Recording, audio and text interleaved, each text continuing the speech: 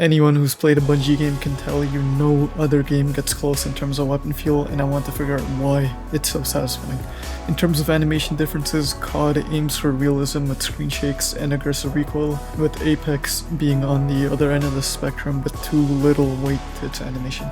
Destiny has a balance between the two, with the wrist just taking wide arcs on fire with no shaky movements, and this corner example showing how despite the animation, the gun basically has non-existent recoil.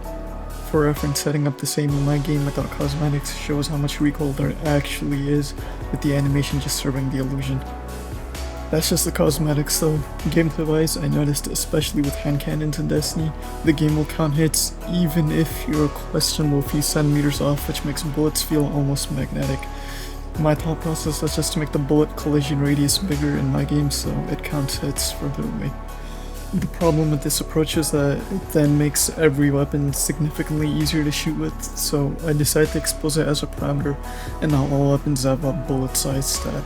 This makes it so hand cannons can remain satisfying and forgiving, but high skill weapons like snipers will keep a smaller bullet size and require skill to aim with.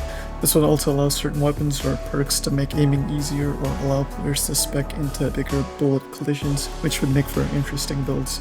In summary, the Bungie formula seems to be a ton of bullet magnetism and minimal recoil.